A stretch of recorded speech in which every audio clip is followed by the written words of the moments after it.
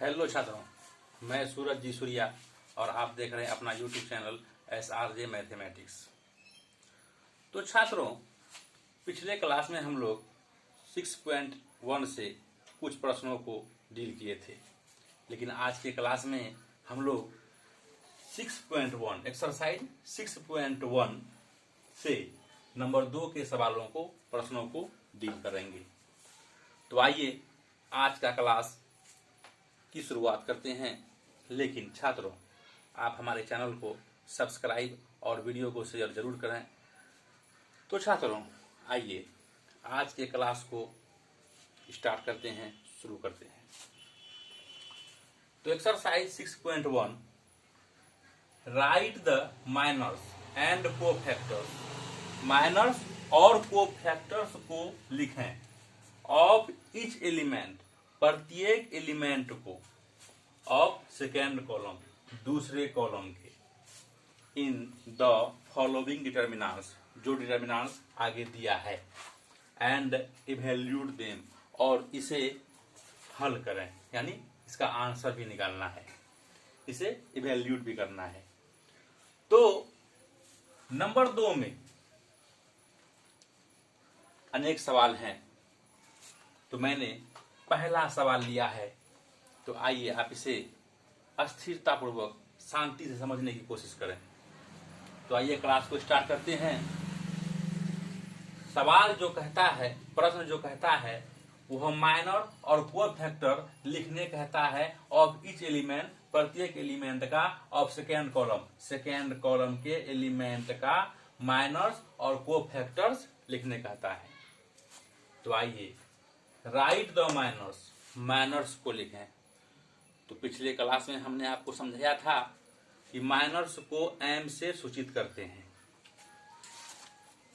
तो miners are, तो आप शांतिपूर्वक देख सकते हैं 497 रो 1, 357 रो 2, 545 रो 3, 435 कॉलम 1, 954 कॉलम 2, 775 कॉलम 3। तो हमने आपको कहा कि माइनर्स को एम से सूचित करते हैं। तो माइनर्स एंड कोफैक्टर्स पूछता है सेकेंड कॉलम का, यानी कॉलम 2 का, दूसरा कॉलम का, जहां पर 9, 5 और 4 हैं। तो माइनर्स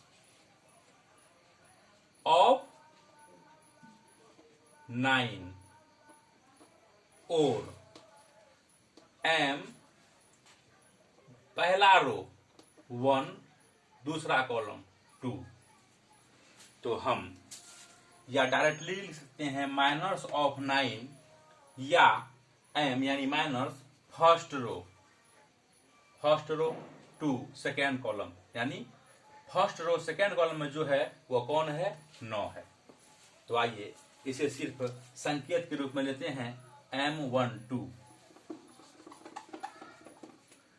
तो M यानी माइनर्स, पहला रो 1, दूसरा कॉलम 2, यानी 9 का। तो जब माइनर्स हमको निकालना है संख्या 9 का, जब 9 लिए हैं, तो 9 के सामने वाला रो और 9 के सामने वाला कॉलम को छुपा लेना है। तो 3 गुना 5, 3 5 15, माइनस 7 गुना 5 35, 35 माइनस 15 माइनस 35 का वैल्यू हुआ -20। तो आप 9 का माइनस -20 निकल चुका है। तो आइए अब माइनस M2, दूसरा रो 5 जो है, दूसरा रो 2 और दूसरा कॉलम 2। तो M22 का अर्थ हुआ 5 का माइनस। जब 5 लिए हैं तो 5 के सामने वाला रो और 5 के सामने वाला कॉलम को छिपा लेना है। तो 4 गुना 5 20, माइनस 7 गुना 5 35, तो 20 माइनस 35 का वैल्यू हुआ -15। तो 5 का -15 निकल चुका है। तो आइए अब सेकेंड कॉलम के तीसरे एलिमेंट यानी 4 यानी 4 का माइनस निकालते हैं, जो अवस्थित है तीसरा रो और दूसरा कॉलम M32 का यानी 4 का माइनस। तो जब 4 लिए हैं तो 4 के सामने वाला रो और 4 के सामने वाला कॉलम को छिपा लेना है। 4 गुना 7 28 माइनस 7 गुना 3 21। 28 में 21 घट गया, बचा 7 यानी 7। तो आप देख सकते हैं -20 -15 और 7 सेकेंड कॉलम के तीनों एलिमेंट का -20 9 का -20 5 का -15 और 4 का 7 निकल चुका है। तो आइए प्रश्न के अनुसार हम लोग अब कोफैक्टर्स को ज्ञात करते हैं। तो आपको कोफैक्टर्स बनाने के लिए हमने आपको एक फॉर्मूला बताया था -1r+c। तो आप देख सकते हैं माइनस ज्ञात कर चुके हैं। अब हम लोग सेकेंड रो के सभी एलिमेंट का कोफैक्टर्स ज्ञात करते हैं। कोफैक्टर्स आर, तो कोफैक्टर्स भी सबका वही संख्याएं निकलेंगी, मगर चिन्ह बदल सकता है। तो आप देख सकते हैं कोफैक्टर्स को C से सूचित करते थे, तो हो गया C 9 कहा था 1 2, तो C 1 2 यानी cofactor of 1 first row second column यानी 9 का। तो संख्याएं जो हैं पहले से मौजूद उसे बैठा लेंगे। C 2 2 यानी कोफैक्टर ऑफ दूसरा रो और दूसरा कॉलम में यानी 5 का जो निकला है मान वो है -15। और तीसरा का कोफैक्टर्स ऑफ 3 2 यानी तीसरा रो और दूसरा कॉलम के यानी 4 का कोफैक्टर ऑफ 4 का जो निकल चुका है -7। तो आइए अब इस माइनस की संख्या को कोफैक्टर्स में कैसे बदलेंगे। तो इसके लिए आपको एक फॉर्मूला बताया गया था -1r+c। तो आप देख सकते हैं जो 20 है यानी जो 9 मौजूद है वो कहां पर है, पहला रो और दूसरा कॉलम में। तो -1 का पावर 2 + 1 3। तो -1 जब 3 बार गुना होगा तो चिन्ह क्या आएगा, माइनस। बेजोड़ा में है जो पहले बता दिया गया था, और जोड़ा में चिन्ह क्या हो जाता है, प्लस। तो इसका पावर पावर 3 आ रहा है, इसलिए चिन्ह क्या आएगा यहां, माइनस। और जो 5 है वो कहां पर है, दूसरा रो और दूसरा कॉलम में। तो -1 रो 5 का रो दूसरा प्लस कॉलम दूसरा, तो -1 का पावर 2 2 4 यानी जोड़ा में गया तो चिन्ह फेंकेगा प्लस। तो यहां हमारा चिन्ह क्या बैठ जाएगा, प्लस। और कोफैक्टर ऑफ 3 2 यानी 4 का जो कहां है, तीसरा रो और दूसरा कॉलम में।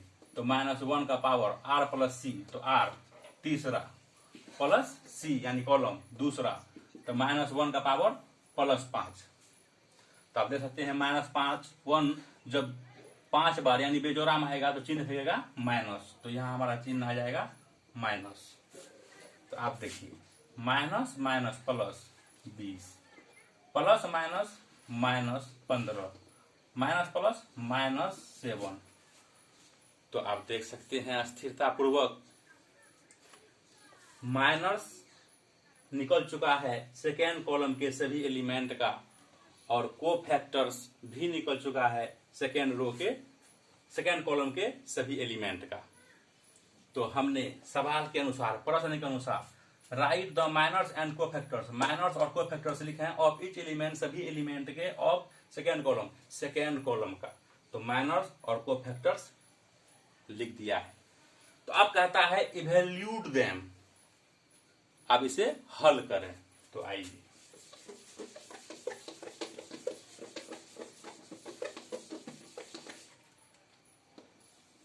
आप देख सकते हैं हम लोग पिछले क्लास से जान चुके हैं कि 3 ऑर्डर वाले यानी 3 ऑर्डर वाला गुण डिटर्मिनेंट को किस तरह इवेल्यूट करते हैं। तो जो हमारा सवाल है उसे लेट यानी मान लेते हैं ए बराबर यानी इस डिटर्मिनेंट का नाम रख लेते हैं 4 9 7 3 5 7 5 4 5, क्योंकि प्रश्न में कह रहा है इतना काम करने के बाद इवेल्यूट देम, इसे हल करें। तो आइए इसे हल करते हैं जो पहले से जानते हैं हम लोग। तो determinant A is equal to, तो लीडिंग एलिमेंट यानी 4 से इस डिटर्मिनेंट को खोलते हैं, सवाल का बनाना शुरू करते हैं। 4 इंटू, जब 4 लिए हैं तो 4 के सामने वाला रो और 4 के सामने वाला कॉलम को भूल जाना है। 5 गुना 5 25 माइनस 7 गुना 4 28 माइनस चिन्ह लेना है और दूसरा एलिमेंट 9।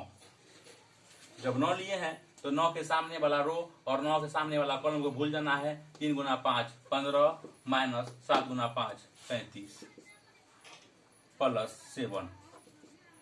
जब 7 लिए हैं तो 7 के सामने वाला रो और 7 के सामने वाला कॉलम को भूल जाना है। 3 गुना 4 12 माइनस 5 गुना 5 25 4 ज्यों का त्यों इंटू 25 माइनस 28 वैल्यू हुआ 3 माइनस 9 इंटू 15 माइनस 35 वैल्यू हुआ माइनस 20 प्लस 7 इंटू 12 माइनस 15 25 का वैल्यू हुआ माइनस 13।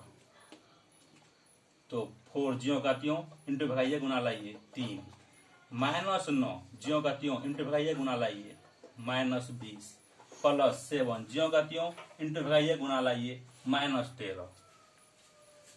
तो आप देख सकते हैं सवाल डील होता जा रहा है। 4 गुना 3 12 माइनस गुना माइनस प्लस 20 गुना 9 180 माइनस 7 गुना माइनस 13 माइनस प्लस माइनस 7 गुना 13 91। 25 माइनस 28 का वैल्यू हुआ माइनस 3। तो 4 गुना minus 3 is equal to minus 12। तो आप देख सकते हैं हमने इस डिटर्मिनेंट को पहला रो से खोला यानी सवाल को बनाना शुरू किया। तो आप देख सकते हैं हमारा सवाल 3 पद पर आ चुका है। तो 4 गुना minus 3 minus 12 minus minus plus 9 गुना 20 180 प्लस माइनस माइनस 7 गुना 13 91। तो आप देख सकते हैं 2 पद माइनस का है और 1 पद प्लस का है। तो जो प्लस का है 180 ज्यों का त्यों माइनस 12 और माइनस 91 का वैल्यू हुआ माइनस 103। तो 180 माइनस 103 इज इक्वल टू 77। तो आप देख सकते हैं डिटर्मिनेंट ए का वैल्यू निकला है 77। या फिर से इस तरह से क्षेत्रफल को या डिटर्मिनेंट के मान को दिखाते हैं 77। तो आप देख सकते हैं छात्रों नंबर 2 के नंबर 1 सवाल को हमने आपको डील करना सिखाया। तो आप अपने से वर्क स्टार्ट करें और सभी सवालों को बनाने की कोशिश करें। अगर आपको कोई दिक्कत हो या प्रॉब्लम हो तो आप हमें कमेंट बॉक्स में लिखकर प्रॉब्लम भेज सकते हैं, हम उसका सॉल्यूशन निकालेंगे। तो आप वीडियो को लाइक और शेयर और सब्सक्राइब जरूर करें।